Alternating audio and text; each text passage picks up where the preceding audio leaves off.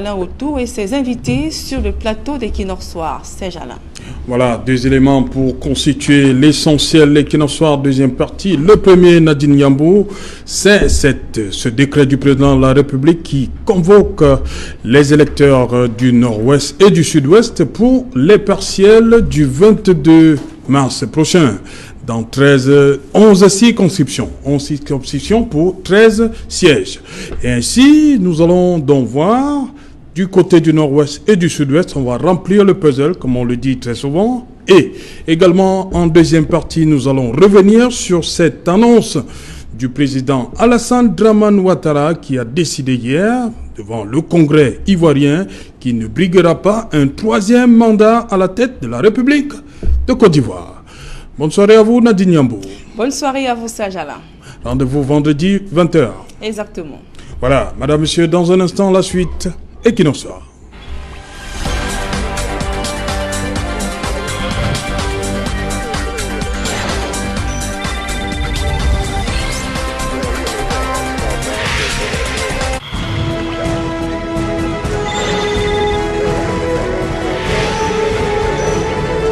Sur le plateau Equinox Soir, nous sommes toujours en compagnie de nos invités pour le débrief du journal.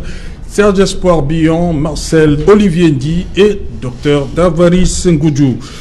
Voilà, la date est connue. Dr Dalvaris Ngoudjou, ce sera le 22 mars 2020. Le SDF qui a porté, on va le dire comme ça, l'affaire devant le Conseil constitutionnel a peut-être là la chance d'augmenter son nombre d'élus. Oh oui, Serge Alain, premièrement... Parce que là, le SDF a 5 élus. Oui. Constatons quand même que la Cour constitutionnelle, d'abord, avec cette mesure, va en contradiction directe avec le ministre de l'Administration du Territoire qui avait exactement dit le contraire. Que les populations étaient sorties massivement. Mais la Cour constitutionnelle dit ce n'était que le ministre qui a vu ça. Dans un pays sérieux, on tire des mesures, on tire des conséquences. Vous ne pouvez pas dire des choses si contradictoires. On ne peut pas le dire. Mais maintenant, notre choix, ou alors notre position, c'est que des gens qui partent au vote, qui ont décidé d'aller aux élections, aillent aux élections dans les conditions optimales. Mais toujours est-il qu'on a comme impression que c'est une occasion ou c'est une perche tendue au SDF pour essayer de se faire un peu une petite virginité, justement parce que quand vous comptabilisez, quand vous faites le bilan de cette élection par rapport aux dernières élections, on se rend compte que le SDF a pratiquement dégringolé. Et dans cette zone-là, ce sont des zones qui sont pratiquement tenues par le SDF. Donc, à mon avis, ça donne l'impression d'être une perche présentée au parti SDF pour se féliciter. D'autant plus que si on veut aller de manière objective, des élus RDPC s'en sortir dans ces zones avec le bilan que nous connaissons sur plusieurs plans, ça devait être extrêmement difficile. Donc, à mon avis, c'est une occasion donnée au SDF de montrer de quoi le parti est capable, du moins pour revenir encore dans le lendemain politique, puisque de plus en plus on a l'impression qu'ils sont en train de s'éloigner du but, quoi. Voilà. Marcel Olivier dit, le 22 mars, c'est une opération rachat pour le SDF.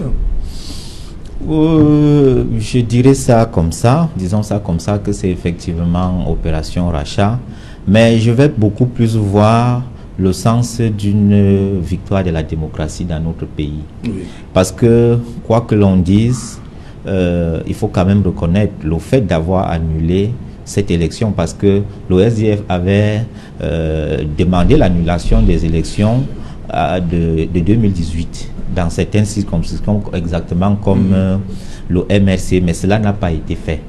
Donc si cela a été fait le tout, il faut saluer une demi-victoire. Maintenant, la demi-victoire ne vient pas de façon simple, parce qu'il y a quand même une certaine pression, une pression sociale qui a exigé qui a obligé, je dirais même obligé, et c'est pour ça que je parle de victoire démocratique, qui a obligé le Conseil constitutionnel à annuler cette élection. Parce que lorsque le ministre déclare que les gens ont massivement voté, alors que nous, on a constaté sur le terrain qu'effectivement, les gens n'avaient pas voté. D'ailleurs, les taux que eux-mêmes, parce qu'ils ont la possibilité de manipuler les taux, et c'est eux-mêmes qui ont indiqué que les taux étaient pratiquement insignifiants. Donc, si le bas peuple réussit déjà à pousser le parti État RDPC et ses démembrements institutionnels, entre guillemets, s'il réussit déjà à le pousser à annuler une élection, c'est déjà quelque chose. Voilà pourquoi je parle de victoire, d'une demi-victoire de la démocratie dans notre pays. Parce qu'elle n'est pas encore entière. C'est une demi parce qu'elle n'est pas encore entière. Voilà. Donc, nous allons revenir peut-être là-dessus parce que nous, en début de semaine, nous avons fait une conférence de presse.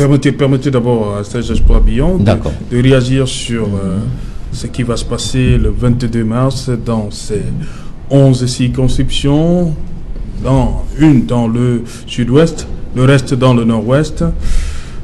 Ce qui n'a pas marché en 2018 marche en 2020. C'est le même Conseil constitutionnel. Le SDF avait demandé que ce soit repris lors de la présidentielle. On n'a peut-être pas écouté, mais pourquoi cette fois-ci ça marche? Peut-être parce que en 2018, il n'était pas autorisé de marcher ou alors d'avoir des manifestations non déclarées au Cameroun. En 2020, nous avons assisté à la démonstration de force de MRC à Dido. En 2020, nous avons assisté au défilé du MRC à la poste centrale de Yaoundé. En 2020, nous avons assisté à beaucoup d'évolutions. Je vais donc penser qu'avec le temps et avec des gens qui sont allés illégalement en prison, je profite comme ça pour demander à l'État du Cameroun de se repencher sur ces cas si c'est possible aujourd'hui, parce que notre pays est en train d'avancer. Une démocratie n'est pas statique, elle est progressive. Et au Cameroun, que les Camerounais arrêtent de penser que ce qu'ils font ne sert à rien. Ce qu'ils font effectivement sert à quelque chose. Et au fur et à mesure le temps passera, nous allons atteindre peut-être la meilleure démocratie. On va de mieux en mieux avancer vers l'essentiel. Je pense qu'au jour d'aujourd'hui, les magistrats qui sont au Conseil constitutionnel commencent à se rebiffer, à corriger ce qu'ils ont raté il y a très peu de temps. Et je pense que nous devons cela à tous ces hommes politiques déterminés, à ces gens-là qui pensent qu'il faut aller jusqu'au bout, même au prix de sa propre vie, pour le bien des Camerounais. Et lorsque j'ai dit ça, et je reviens pour le cas du nord-ouest et du sud-ouest, pour dire que ce n'est pas une affaire du SDF, c'est une affaire de la politique au Cameroun. En fait, les éléments que le Social Democratic Front a présentés comme preuve au niveau du Conseil constitutionnel leur ont permis de pouvoir annuler ces élections. Ce n'est pas une récompense que le RDP s'est fait au SDF en leur disant, bon d'accord, vous avez 5 députés comme le PCRN, vous êtes quand même un vieux parti, il faut qu'on trouve une possibilité de vous donner une deuxième chance. En fait, c'est pas comme ça qu'il faut faire la lecture. En fait, moi je refuse de voir ça comme ça. Je pense que dans notre pays, la justice est en train de, même si c'est seulement un nano, un micro. Le SDF dit que beaucoup ne se sont pas rendus sont pas allés accomplir leur devoir parce qu'ils ne maîtrisaient pas les emplacements où les bureaux de vote, les centres de vote étaient situés. Je pense que ce n'est pas seulement le SDF qui le dit. Bon, en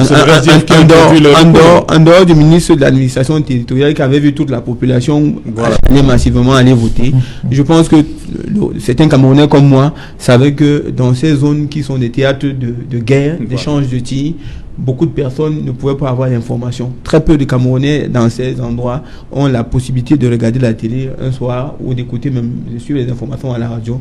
Donc il n'était pas évident pour certains, ou même d'aller dans les services publics naturels pour savoir que c'est affiché à tel endroit. Il est donc évident que lorsqu'un juge, un humain, parce que je vous dis, il y a souvent des robots dans certains services publics, des gens qui n'ont pas de cœur, qui n'ont aucune compassion pour la vie humaine. Donc eux, ils peuvent rester indifférents.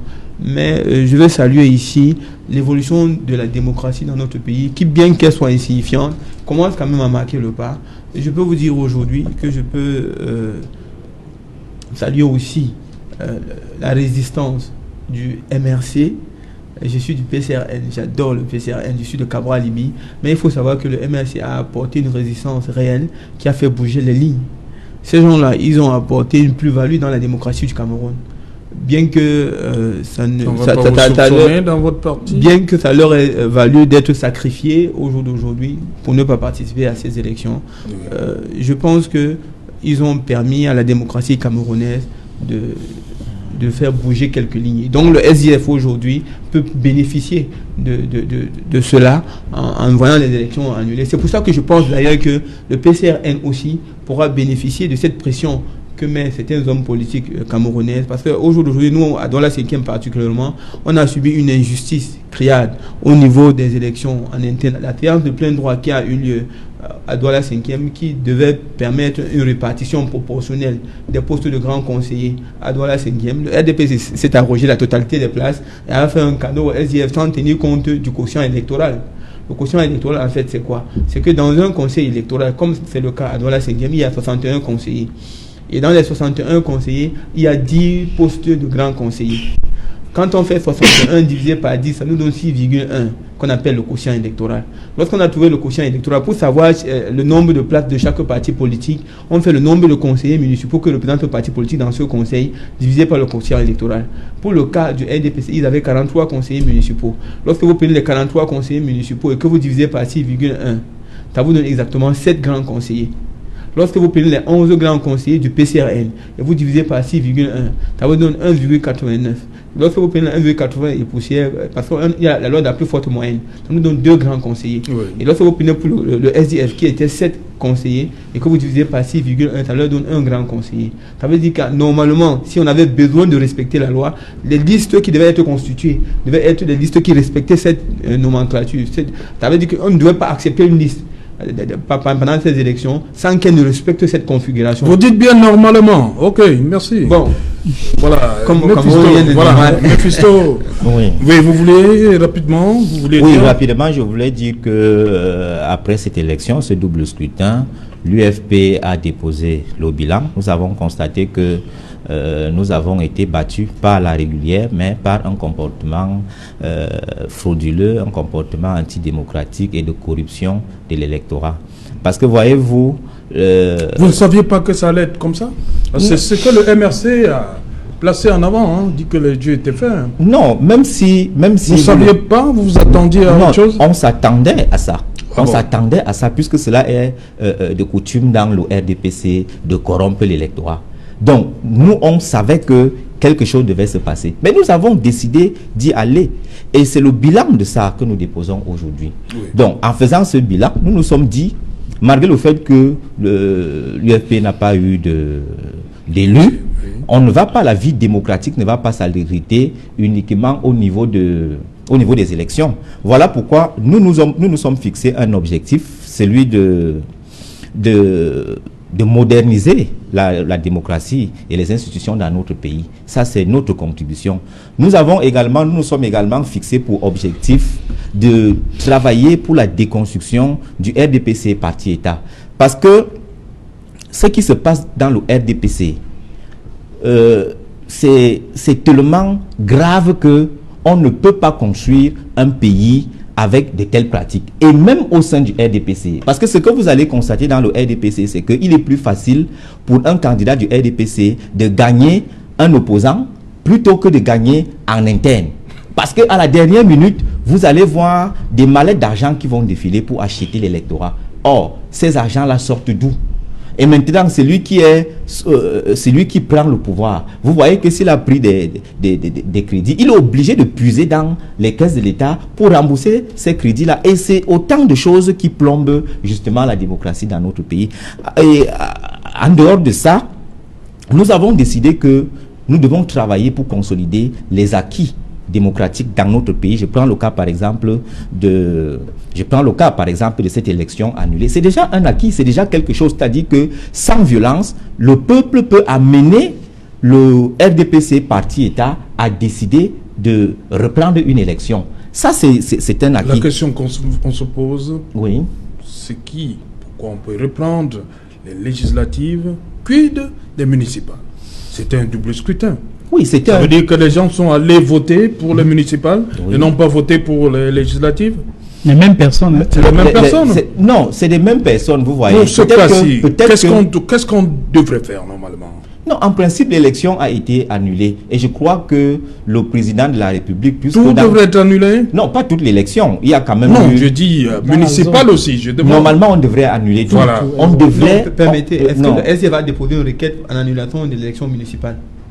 Non, s'ils n'ont pas déposé, l'annulation, on va pas annuler. Je suis d'accord. S'ils n'ont pas, je suis d'accord. S'ils n'ont pas annulé, effectivement, c'est parce que peut-être que le SDF n'a pas déposé de recours. Mais je dis que c'est déjà un point positif que la pression sociale amène le RDPC parti État à décider. Non, le Conseil constitutionnel. Non, vous savez. Non, disons le Conseil constitutionnel. Oui, appelons ça comme ça. Non, mais vous-même, vous connaissez. Le Conseil constitutionnel. Je suis d'accord, mais le Conseil constitutionnel, il est nommé par qui? C'est cette hyper-centralité du pouvoir que nous voulons justement travailler pour déconstruire.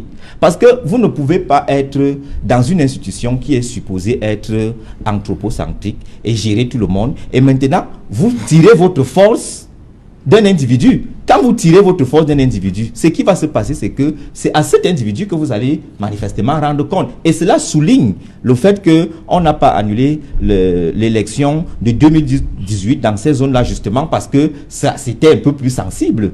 Donc on peut sous-entendre que non, on n'a pas annulé ça parce que c'était l'élection présidentielle et que, on peut fermer les yeux, c'est le chef de l'État. Mais non. Nous ne pouvons pas construire notre pays en cédant aux caprices d'un individu. Non, nous ne pouvons pas. C'est pour ça que nous, à l'UFP, nous sommes dit, en utilisant le canevas non violent, bien sûr, de la consultation des autres partis politiques, parce que à l'issue de notre conférence de presse, nous entreprenons d'envoyer les courriers à tous les partis politiques pour qu'ensemble, que nous discutions sans violence et que nous trouvions des solutions. Et je puis vous dire, nous avons convoqué même le RDPC parti État parce que eux-mêmes, dans leur maison, ils ont des difficultés. Et je vais vous dire pourquoi. Dans le RDPC, il s'est formé deux bords.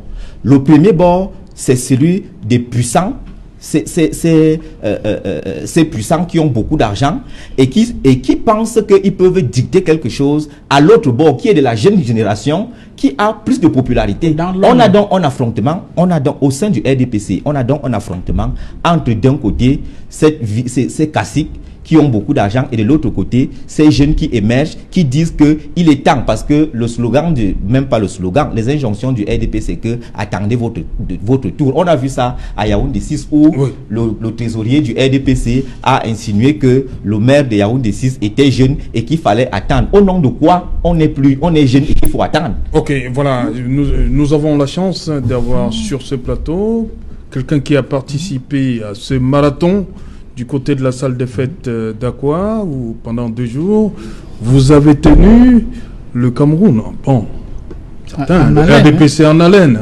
Vous étiez dans la salle, qu'est-ce qui s'est passé rapidement? Joseph Espoir bien. Nous étions dans la salle, quand je dis nous, ça veut dire moi y compris. Honnêtement, il n'y avait pas de suspense. Et pourquoi vous bloquez dans des choses pendant 2 jours? Avant le début de la plénière, nous avons eu l'information que le RDPC s'était réuni à la maison du parti de RDPC à Bonanjo et que l'instruction était venue du comité central disant que M. Roger Mbassadine était le candidat investi par le RDPC. Et connaissant comment ce pays fonctionne, on est défié par le RDPC. Non, c'est pas le RDPC, ce n'est pas le pays. Ce n'est pas le pays, il faut bien préciser le RDPC parti État. Permettez que l'UFP réussisse à m'apporter la preuve que le RDPC est différent de l'État du Cameroun. En attendant qu'il le fasse, je continue à dire ce que non, ça je peux le démontrer. Invitez-moi à un plateau, je vais vous démontrer comment le RDPC. En attendant que je vous invite à un plateau, j'assume ce que je dis ici. L'État du Cameroun et le RDPC sont des jumeaux, sinon la même personne. Maintenant, lorsque nous savons qu'à cause du RDPC, je parle bien du RDPC, nous étions à une séance de plein droit qui demandait que les 270 conseillers municipaux du Vouri soient là. Pas les membres, pas les militants du RDPC. On parlait des conseillers municipaux. Et jusqu'à ce que l'UFP puisse se rendre compte que ce jour, on assistait à un congrès du RDPC. Que le RDPC appelle suspendre plusieurs fois cette séance à leur guise. Il suffisait que leur mandataire, parce que ici je veux lever l'équivoque entre le ministre dans une autre vie et le mandataire du RDPC. Du comité central. Qui n'avait même pas droit à la parole dans cette salle. Parce que c'était un conseil de plein droit qui concernait les conseils municipaux. Vous le lui avez fait savoir? Bien sûr. Le mandataire n'a pas qualité. Ils ont un président de groupe communal qui peut parler au nom de leur parti. Mais pas un mandataire qui n'est pas conseiller municipal à un conseil de plein droit. Il ne devrait pas se retrouver dans la salle? Le ministre Ndonsoumet? Peut-être que je n'ai pas parlé du ministre Ndonsoumet, j'ai parlé du mandataire du RDPC. Ndonsoumet, c'est 2 personnes. Il y a 2 personnes morales. Il y a un mandataire du RDPC, M. Ndonsoumet. Il y a le ministre Ndonsoumet qui est mon ministre, pour qui comme je respecte les institutions. Le ministre, le mandataire Ndonsoumet ne devait pas se retrouver dans la salle? Dans cette salle. ils devaient se retrouver à la maison du parti de RDPC, donc donner les consignes de RDPC, et les conseillers municipaux devaient se retrouver dans cette salle pour faire la volonté de leur parti après les consignes reçues. Mais dans la salle où les conseillers municipaux, ça veut dire, j'étais l'un des conseillers municipaux, nous trouvions à l'intérieur 270, seulement nous, avec 270 plus le préfet, donc 271 personnes. 271 personnes, c'est ce que la loi dit. Oui. Maintenant, dans cette salle, nous étions peut-être 500. Parce qu'il y avait et les militants du RDPC, et les amis, et les cousins, et les militants du PCRN aussi, hein, j'en ai vu. Oui, bien sûr, je n'ai pas dit. Voilà. C'est pour dire que, en fait, je suppose que notre loi va évoluer dans très peu de temps. Oui. Moi, je suis militant du PCRN, donc j'étais dans cette salle. Donc, si vous avez vu les militants vous étiez conseiller municipal. D'accord. En fait, oui. je regrettais que le RDPC ait la possibilité de demander une suspension de séance. Je n'ai pas parlé des conseils municipaux. Le ministre Nsoumen se levait, il a même exigé une suspension de séance. Le président de doyen d'âge, qui présidait la séance, lui a dit, vous ne m'obligez pas à suspendre la séance. Le préfet lui a dit oui. Le préfet s'est levé, il a pris le micro, il a dit oui. Si vous ne faites pas ce qu'un gouvernement dit, moi-même je me lève et je pars. Et si je me lève, je prends même les chefs. Savoir qui était là. Ils vont se lever, ils vont partir parce qu'ils étaient là. Si ils sont là, c'est parce que je suis là. Si je pars, ils se lèvent, ils me suivent. Okay. Donc, je voulais montrer ici les insuffisances de l'interprétation de la loi à notre pays. Moi, je pense qu'il faut contextualiser la loi. Il faut se rendre à l'évidence des choses. Dans ce pays, ceux qui ont le pouvoir, c'est le RDPC. Et ceux qui gèrent l'État, c'est le RDPC. Il est difficile et même impossible de dissocier l'État au RDPC. Lorsque j'ai dit ça, je ne veux pas plaire à l'UFP ici. Ils peuvent faire ce qu'ils ont envie de faire ou montrer le contraire. Tout est possible. Lorsque je vais chuter en le disant, permettez ces gens-là, c'est que c'est un problème de moralisation. Les Camerounais sont trop en arrière. C'est pour ça que lorsque vous pensez que le gouvernement, ça ne va pas bien, on pense que vous êtes opposant, même si vous êtes au RDPC. Et lorsque vous êtes au gouvernement et que vous dites que tout est bon, à l'opposition, on pense que vous êtes du RDPC. C'est pour ça que je suis aujourd'hui peiné de comprendre que quelqu'un de l'opposition, fut-il de l'UFP, parce que je vais dire ici que je venais de découvrir qu'il existe un parti politique qu'on appelle l'UFP sur ce plateau. Ah d'accord. Fut-il de l'UFP était à l'élection de 2011. J'ai dit moi, je viens de découvrir. Oui, mais si vous n'avez pas une culture politique qui vous permet de faire un balayage, ne dites pas que... Dans tous les cas, j'ai mis en évidence mon écriture politique en reconnaissant que je ne savais pas que l'UFP existe. Donc, c'est votre manque d'information. Parce que vous n'êtes pas... Non, je vous dis ce qui est... Non, vous ne pouvez pas chercher à dénigrer un parti. Bon, j'allais dire que je n'ai pas été au courant que l'UFP était un parti politique. Je ne l'ai dénigré pas. Voilà, on va permettre à vous de réagir sur cette phrase de Alassane Dramane Ouattara. J'ai décidé de transférer le pouvoir à la jeune génération. Dr Ngoudjou. Oui, il nous reste très peu de temps, même en 2 minutes. Merci. Oui, très rapidement, je salue d'abord cet acte, même si c'est du côté symbolique du président Alassane Ouattara, puisque quelques jours avant, je faisais une émission et les gens estimaient qu'il va aller aux élections. Et j'ai dit, le président Laurent Gbagbo a eu des sursauts d'orgueil à un moment. C'est pas un décret spécial que le président Gbagbo permet au président Ouattara de se représenter. Ouais. Et il en a pris beaucoup de décrets dans ce sens-là pour participer à pacifier. Et j'exhortais le président Alassane Ouattara de prendre une décision similaire à celle-là. Et j'estime que la décision qu'il a prise hier, lors du discours sur l'état de la nation, était une bonne mesure. Mais maintenant, il faudrait aussi que cela soit vrai, que cela soit réel. En d'autres termes, quand il parle de la jeune génération, c'est bien. Mais quand il dit qui ont appris auprès de nous, en d'autres termes, ce sont ses proches autour de lui qui devraient prendre le pouvoir. Vous voyez qui Ngon Koulibaly, Ahmed Bakayoko, etc. Je dis non, Monsieur le Président. Il y a encore 7 mois avant les élections, il y a des personnes importantes qui peuvent participer à pacifier la Côte d'Ivoire, notamment le président Laurent Gbagbo, notamment le ministre Charles Dégoudé, qui doivent rentrer dans leur pays. J'ai beaucoup d'amis qui sont ivoiriens, qui sont ici au Cameroun, en ce moment dans certains pays, qui veulent rentrer chez eux, mais qui ne peuvent pas rentrer. Je pense que ce sont des mesures salutaires que le président Ouattara devrait prendre pour pacifier vraiment son pays, pour réconcilier vraiment la nation. Cependant, l'annonce qu'il a fait hier, c'est quelque chose de bien à saluer, mais il reste encore beaucoup à faire. Serge Espoir Billon. Joseph Espoir Billon. Joseph Espoir Billon. Je sais que vous vous appelez Serge, et que vous appelez tellement que je m'appelle Serge. Bon, Serge... Il dit qu'il a décidé de transférer le pouvoir. Bon, à la jeune génération? Je ne pense pas qu'il ait le pouvoir de décider de transférer Exact. le pouvoir. Mais je pense qu'il a le pouvoir de décider de ne plus se représenter. Oui. Et en cela, je salue l'homme Ça politique, sortit, l'homme d'État. Parce qu'au-delà d'un homme politique, on peut être un homme d'État. Et M. Alassane Dramane Ouattara, pour qui je n'avais aucune admiration jusqu'à hier, m'a totalement gagné. Je peux vous rassurer, lorsque j'ai suivi ce discours, j'ai dit que c'était un bon exemple. Mais on n'est pas obligé de copier tous les exemples. Le président de la République l'a peut-être dit dans une de ses sorties.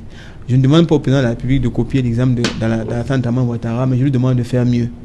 Quitte à lui de voir ce qui est mieux pour le Cameroun.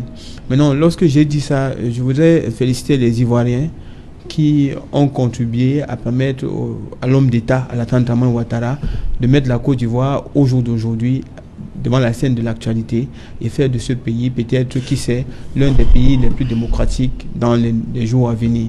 Je veux rappeler que la Côte d'Ivoire faisait partie de l'un des pays où la transition a toujours été brutale.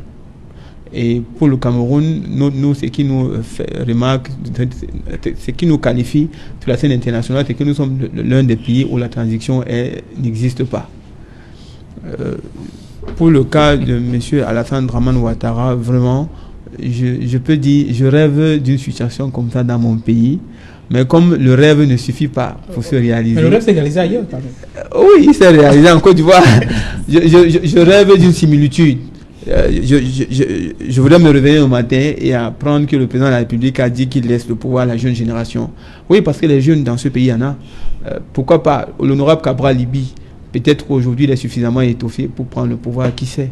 Dans tous les cas, le moment venu, on pourra le constater de nous-mêmes. Nefisto Ndi, Oui. tout ce qui se passe en Côte d'Ivoire depuis hier. La situation de la Côte d'Ivoire, personnellement, je ne peux pas saluer cette décision parce que je sais qu'elle manque de sincérité. Et pour comprendre pourquoi est-ce qu'elle manque de sincérité, il faut visiter le passé de Alassane Ouattara. La première des choses que vous devez... pensez qu'il y aura volte-face d'ici? Non, je n'ai pas dit qu'il y a volte-face. Vous dites que ça manque de sincérité. Oui, ça manque de sincérité, j'en venais. Je disais donc que d'abord le président Ouattara se retrouve dans la situation d'un président sans peuple. C'est-à-dire que le peuple a décidé de démissionner et de lui abandonner le pouvoir.